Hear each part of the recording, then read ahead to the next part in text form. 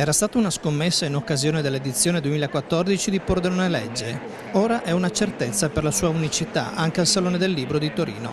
È la libreria dedicata alla poesia voluta dagli organizzatori del Festival letterario della Destra Tagliamento e magistralmente proposta in occasione della 28ª edizione del Salone da Librerie Coop, nuovo partner del 2015 della Fondazione Pordenonese. Oltre 1000 autori, quasi 3000 libri, 10 incontri di poesia inseriti nel programma ufficiale torinese e 55 poeti che hanno letto, dibattuto e si sono confrontati sul tema della poesia. Sono numeri questi che hanno decretato il successo della sperimentazione, trovando piena soddisfazione del team pordenonese. Lo spazio, che in occasione degli incontri si trasformava da libreria a sala della poesia, è stata sempre affollata di appassionati e curiosi che hanno trovato un luogo unico dove poter trovare libri e dibattiti sul genere. Il direttore artistico di Pordenone Legge, Gianmario Villalta. Abbiamo proposto al Salone del Libro di Torino di allestire uno spazio per la poesia perché ci pareva che insomma, in una manifestazione di questo genere fosse bello che ci fosse più poesia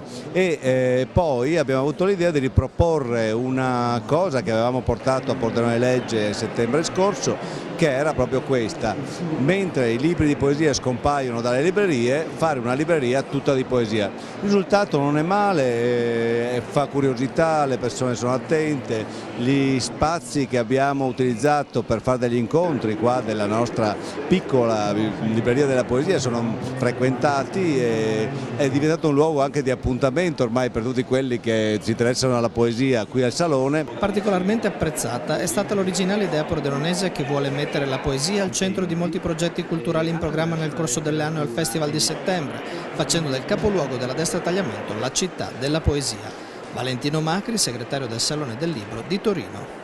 Era un tema sul quale noi stavamo riflettendo da un po' di tempo, ma non siamo mai riusciti poi a trovare una formula di declinazione giusta, se non che in maniera, come dire, proprio salvifica è giunta da questo rapporto di collaborazione con Pordenone Legge.